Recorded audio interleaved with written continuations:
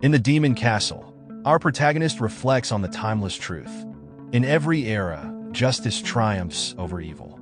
A knight stands before him, asking, "Are you the Demon King?" With a heavy heart, he answers, "Yes, I am Luruslia Nord, the 100th Demon King." Luruslia's mind drifts back to the origins of the conflict. Humans labeled demons as evil, leading to a vicious cycle of bloodshed. Both sides raised their swords in the name of justice, leaving no room for peace. Luruslia knew that the winner of this senseless war would dominate the world. But as he thought back to prophecies, he remembered the future he foresaw. The world's mightiest heroes would one day defeat him. Yet he felt no fear. Despite his immense power, he knew the heroes grew stronger through divine trials.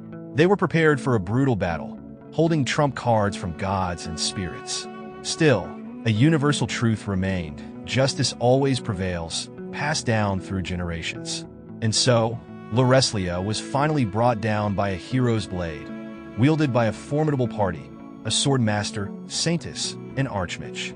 As the hero's sword pierced his chest, Luruslia smiled. Perhaps he thought it truly was right for justice to win and for him, the embodiment of evil, to fall. The knight noticed and asked, "Why are you laughing? What are you plotting?"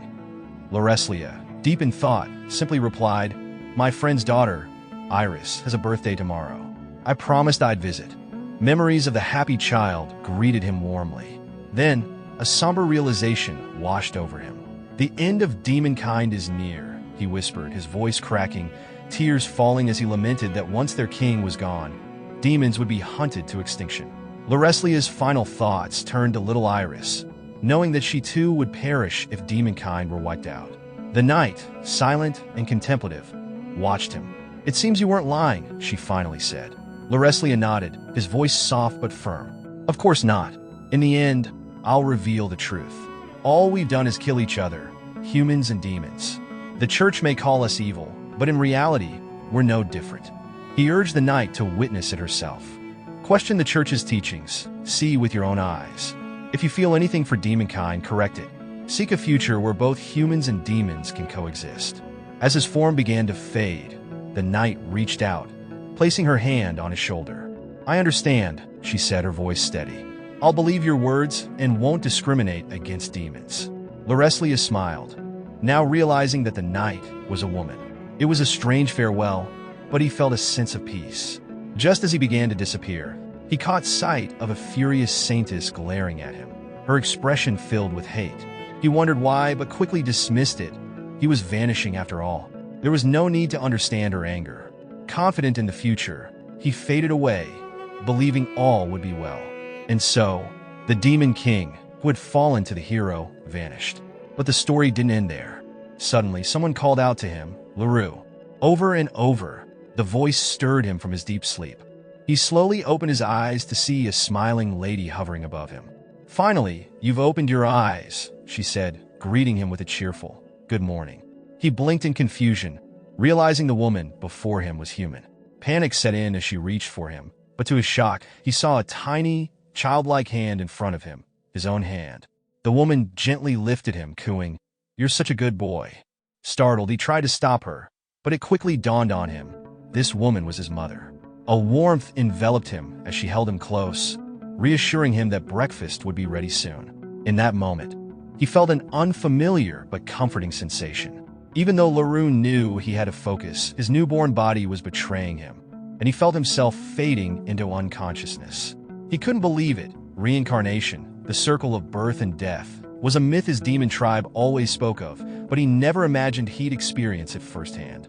He could still remember his days as the Demon King, fighting alongside his comrades, only to be defeated by the heroes. Now, as a baby, he wondered why he had reincarnated with his memories intact. What was the purpose? But thinking about it got him nowhere. In his new life, all he could do was eat, sleep, and occasionally flail his tiny arms around. He stared at the maid bustling around, wishing he could gather information. He wanted to ask how many years had passed since the Demon King's defeat. Unfortunately, he couldn't speak yet. Great, he thought. I can't even move properly, let alone talk. The maid, unaware of his inner turmoil, started preparing hot water. She grabbed her wand, summoning a small flame with a spell. Luru watched in disbelief. The chant was sloppy, and the spell itself was basic. He couldn't believe how inefficient it was. Seriously? That's how humans cast magic? Frustrated, he tried clenching his little fist. He remembered that demons had far more magical power than humans, so he wasn't expecting much from this body. But to his surprise, he felt an overwhelming surge of magic inside him. It was almost as if all his power from his time as the Demon King had carried over. However, there was one problem. He couldn't control it as smoothly as before. Is it because I'm human now?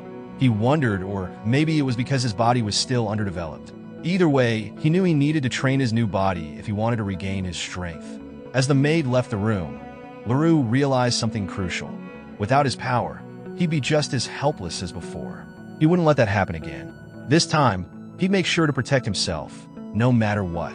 7 years had passed since Luru's reincarnation, and he was now in the library, casually using magic to grab books off the shelves without needing to leave his chair. After reading, a snap of his fingers sent the books floating back to their places. It made him a bit nervous to use his powers openly, but he was glad he had gained enough control to manage simple magic. He knew he could attempt large-scale spells too, but testing them could blow up an entire village, and he really didn't want to deal with that kind of chaos.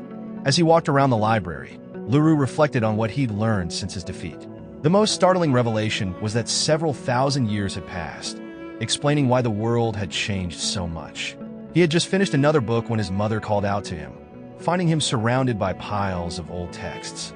"Reading about ancient demon myths again?" she asked, her tone light. Luru smiled and nodded, explaining that he found them fascinating. The ancient demons, once locked in a brutal war with humans, were now little more than a legend. His mother playfully patted his head, wondering if he really loved reading or if he was just at that age when kids are drawn to fantastical stories. Luru chuckled, knowing the truth. No one believed in the ancient demons anymore. Still, he suspected that some of them, with their near-immortal lifespans, might still be out there. But for now, stuck in his village as a 7-year-old kid, he had no way to find out. Books would have to do for now. Suddenly, his mother remembered something and smiled. "Your father, Patrick, will be back soon. He said in his letter it'd be about 2 weeks." Luru's eyes lit up at the thought of his father, Patrick Caddy, sword instructor to the kingdom of Leonard's knights and lord of their village. "Maybe I can ask him to train me in swordsmanship again," Luru thought excitedly, already imagining what new skills he might pick up this time. Patrick's mother paused, as if something else had just crossed her mind. "Oh, I almost forgot why I came to find you," she said with a light chuckle. "Weren't you planning to meet Rusty and the others?" Luru blinked, realizing the time. "Is it that late already?" he asked. His mother gave him a playful push. "Hurry up before you're late," she said with a grin. Okay. Luru called as he dashed off to meet his friends. When he arrived at the meeting spot, he could see Rusty already there with 2 girls. Rusty waved, his voice loud and teasing. "Late again, Luru. We agreed to meet here today, remember?" Luru scratched the back of his head, a little embarrassed. "Yes, sorry. Got caught up reading a book." Rusty raised an eyebrow. "Books, huh? I don't get it. If you're a boy, it's all about adventure," he declared proudly. "I'm gonna be an adventurer someday." Luru just watched him with a small smile. Before he could respond, Mai chimed in, teasing Rusty. "Yeah, you keep talking about adventure, but you still haven't passed Patrick's swordsmanship test." She smirked, clearly enjoying Rusty's irritation. "Hey, that's too harsh," Rusty retorted, crossing his arms. Eerie laughed softly and added, "Dreaming about adventures is still important, though." As Luru stood there, listening to their playful banter, he reflected on how these 3 had been his closest friends since his reincarnation. He knew that both Mai and Eerie had feelings for Rusty, which was probably why they didn't want him to leave the village. But whether Rusty realized that was another story. Sensing a good time to change the subject, Luru asked, "Hey, Rusty, didn't you promise something special today? There's an event, right?" Rusty's eyes lit up as he practically bounced with excitement. "That's right. Today's the day we finally get to see real adventurers." He turned to Eerie with enthusiasm. And not just guards for merchants, actual top-class adventurers. Eerie, ever the realist, raised an eyebrow. "You always say that, but how do you know this time's different?" Rusty grinned wide, clearly too pumped up to care. "You'll see. They're the real deal." Rusty, who was practically bursting with excitement, urged everyone to head to the village entrance to see the legendary adventurer, a trailblazer of uncharted lands. Luru and the others hesitated, but knew once Rusty had an idea, there was no stopping him. So, moments later, they arrived at the entrance, where a small crowd had already gathered. But there was no sign of adventurers. Luru glanced at Rusty and said, "Looks like they haven't arrived yet." Rusty's face fell for a second, but quickly lit up again. "Maybe they're just running late," he said, rushing to the front. "I'll check." The girls chased after him, calling him an idiot, while Luru chuckled, watching their antics. He thought about how adventuring had become a profession for exploring forgotten lands and fighting monsters. It wasn't always needed in the past, but lately, even once managed lands were becoming wild again. Was it just time passing, or was something else happening? Suddenly, a panic scream pierced the air, and Luru snapped to attention. A massive monster from the forest was charging straight for Rusty. Without thinking, Luru ran toward him, preparing to unleash his magic, but then he felt an intense, magical presence. An elf appeared, casting a powerful whirlwind to stop the monster in its tracks. Before Luru could react, a man leaped onto the monster's back and swiftly sliced its head off with his sword. Luru stood frozen in amazement as the monster vanished into thin air. The adventurer called out to Rusty, "You okay, kid?" Rusty, still on the ground trembling, scrambled to his feet and shouted, "That was incredible!" I nudged him to say thanks, and Rusty, flustered, managed to stammer out his gratitude. The elf woman smiled and said, "I'm just glad everyone's safe." Luru noticed the woman, but before he could say anything, Rusty blurted out, "Are you a spirit? Your magic was amazing, and you have pointed ears." She laughed softly. "Close, but I'm actually an elf, created after the spirits." She introduced herself as Yumis, and the man beside her added, "I'm Gran, and we adventure together." Rusty's eyes sparkled, and Luru knew this was just the beginning. Luru had never sensed such immense magic power in his small village, which made him think Yumis and Gran were on a different level. Yumis smiled warmly and asked Rusty if he and his friends dreamed of becoming adventurers. Rusty, still buzzing with excitement, blurted out a loud yes and declared his future as a real adventurer, which made the adventurers chuckle. Gran patted Rusty on the head and said, "It's not impossible, kid. But if you're serious, you better train hard.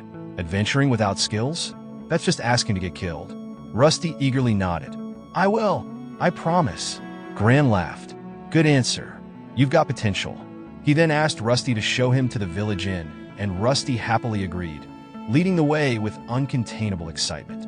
Meanwhile, my turn to Yuri, worried that Gran might be encouraging Rusty too much. Yuri smiled. "Boys never change, do they? Always chasing wild dreams." Overhearing, Yumis leaned down to Luru and teased, "Looks like things are complicated with him. Huh? A love triangle, maybe?" Luru shrugged. "Pretty typical, I guess." Yumis grinned. "And you? Are you part of a love square?" She winked, suggesting he make a move on one of the girls. Luru, a bit flustered, replied, "I'm just here to observe." Her eyes widened at his response. "Wow, you're quite the odd one." She chuckled. "But you've got poor taste." Luru raised an eyebrow. "That's harsh," he said, offering to guide her to the inn. Yumis accepted, commenting that they had encountered a monster earlier too. Later, at the inn, the adults enjoyed their drinks while the kids sipped juice.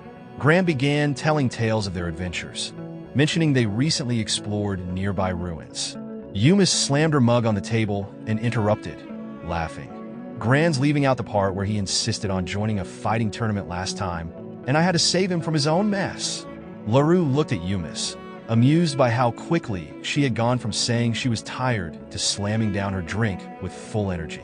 His mother leaned over and whispered that it was wonderful how kind the adventurers were. Luru nodded, replying, "Yeah, Rusty and the others are practically glued to them." As they all sat around the table, one of the villagers asked Yumis if the reason they came was to investigate the ruins outside the village. Yumis shook her head, explaining that no one knew the true origin of the ruins. However, she speculated that they might have been built by the ancient demons. Luru's eyes widened, feeling a jolt of surprise at her words. Alright folks, that's it for today's video. If you made it this far, I'd love to hear your thoughts on this manhwa. Are you hooked like I am?